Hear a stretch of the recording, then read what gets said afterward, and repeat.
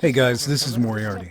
And this is Brax. And today we're taking a look at a game from Ubisoft called Werewolves Within. Yeah, so what exactly are we looking at? Well, this game's actually really easy to explain if you've ever played Town of Salem before. I have played Town of Salem. Well, this is Town of Salem In VR? in VR. Oh, that is awesome, dude. The only difference between Town of Salem and this is that you only get one night. So if you don't discover who the werewolf is on the first night, the werewolves win. So that seems a bit harder than Town of Salem then. It is a bit tougher than Town of Salem, and for those of you who haven't heard of Town of Salem, the entire idea of this game is that as a member of the village, your job is to discover who is the werewolf. You do that by questioning, asking, using special abilities, things like that, and kind of just making a determination, and then putting your vote out and seeing if you're right. Then if you're right, you win. If you're wrong, you lose. Yeah, definitely. So I'm assuming with the different roles that you can play, each of those roles has their own perks and benefits, right?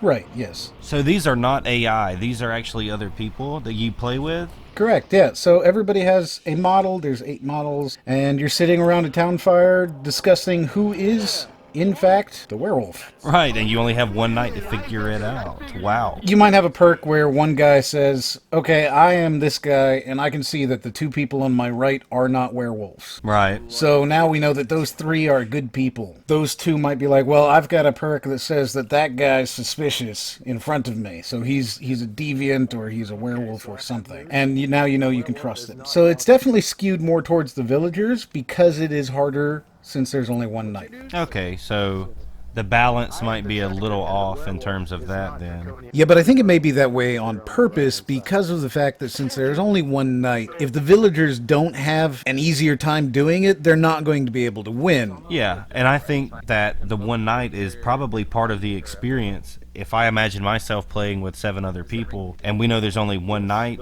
I'm sure that it adds to the intensity level as well. Sure, yeah. Unlike Town of Salem, you're actually going to be speaking because if you have a VR headset, you have a microphone, so it just automatically defaults to requiring mics. Yeah, I thought as much, and that for me was one of the most incredible things when I thought about it. You are actually having a conversation with people, and that is just really, really awesome. Yeah, you're sitting there surrounded by people, and when you're sitting in the actual game, they're right next to you on either side, and you're talking to them. You're saying, hey man, here's what this is, here, you know, whatever. You can lean over to people and you can whisper to them. It's got some very cool stuff there. That sounds really wild. It sounds like when you talk about virtual reality, this is getting really, really close, man, in terms of you are actually talking to people that are real and each of you have your own character model. That's just really, really awesome to me. You can choose to gesture. You can set up various gestures. You can end up deciding, okay, I want to be able to point, or I want to be able to do a cutthroat, or I want to be able to say no, or whatever. And you can do these different gestures, which you can then use in the game as you're playing.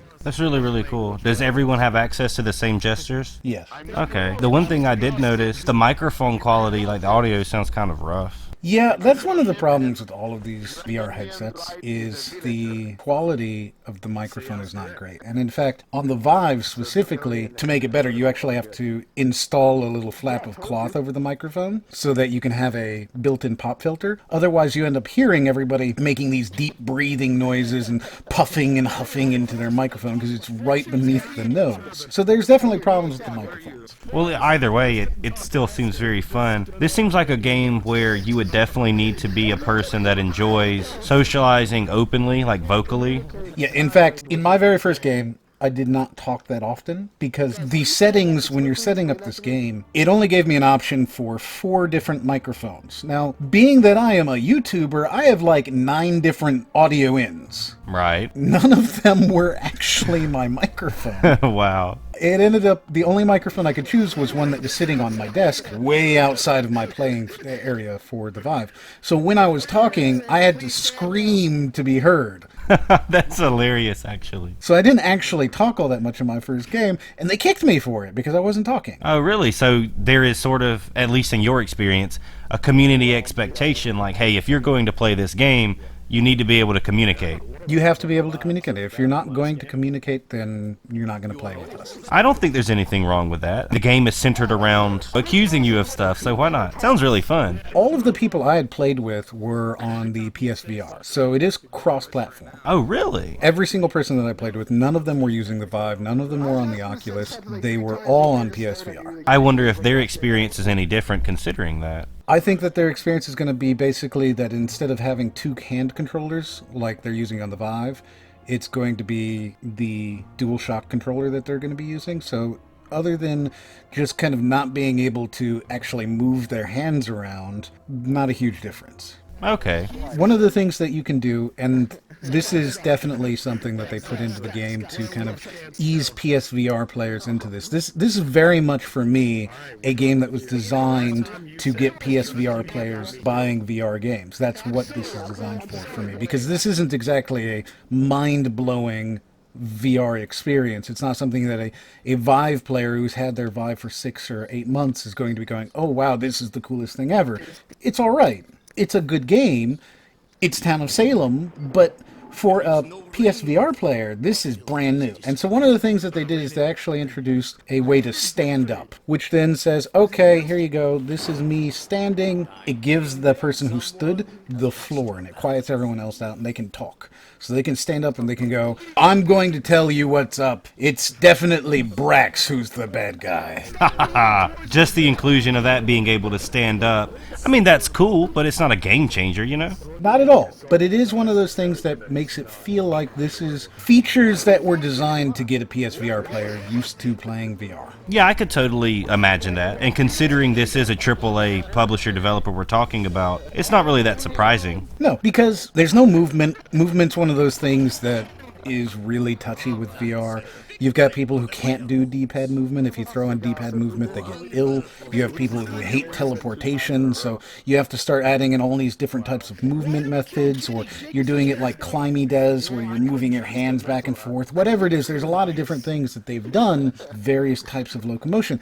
And so by taking those locomotion effects out, having you sit down in a group with friends, theoretically with friends, right? You're sitting there in a group with people around you, and you're just talking. Well, that's something that people who are sitting in front of their PlayStation, watching their TV, playing games are used to anyways. Yeah, that's true. It isn't bringing anything brand new, because when I'm watching this, if this is the entirety of the game, sitting around in a circle and talking to people, that seems really cool. But I'm sure that if you experience other VR games that do things that have more movement and do, I guess, more progressive type things, then this really isn't that exciting. Exactly, and that's why I feel like this is a great introduction, and I think it's a really cleanly done introduction. The character models look great, the background area is beautiful. I actually at one point loaded up a game, just sat there in an empty lobby looking around, because it's really, really cool, it looks great, and everything was really well done.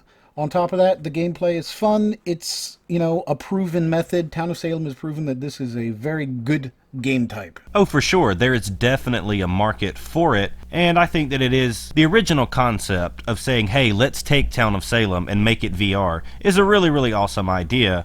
But when you look at how awesome the gameplay actually is and what elements of VR they are truly incorporating, maybe it falls a bit short. And that's really all there is to this game. Sit around, decide who's going on. You've got your various tactics on figuring out who is and who isn't. And if you play for a couple of times, you'll figure out all the roles and things. For anybody who has ever played Town of Salem, this is a very easy game to get into. And if you haven't played it, it's an easy game to get into after a few times. It does take a little bit of time to figure out how the game works.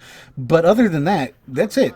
There's not a whole lot more to it. There's not a grand arching story, and there's not more there. This is it. This is what the game is. There's one game mode.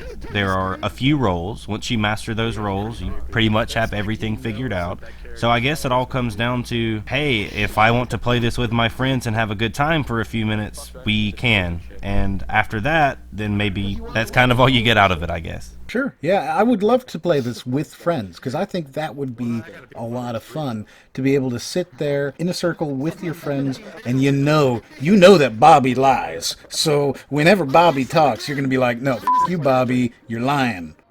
Exactly, because you would know your friend's personality coming in, and that would be a blast. But if it's strangers, people that I don't know, man. Yeah, it's hard for me to say. I think it's a fun game. I think it's really pretty. I think the character models look great. I think the background looks great. I think it's an attractive game, and I think it's a good game, but it's a little bit pricey for me to say you should rush out and buy it. Sure, I could understand that completely. It seems a bit overly simplified, and it doesn't quite offer enough for me to pay $30. So there you go, guys. That's Werewolves Within from Ubisoft. So if you like it, like it. If you don't like it, don't like it. Don't forget to leave a comment and join the weekly contest. Don't forget to subscribe, check out the Patreon, and we'll see you on the next one.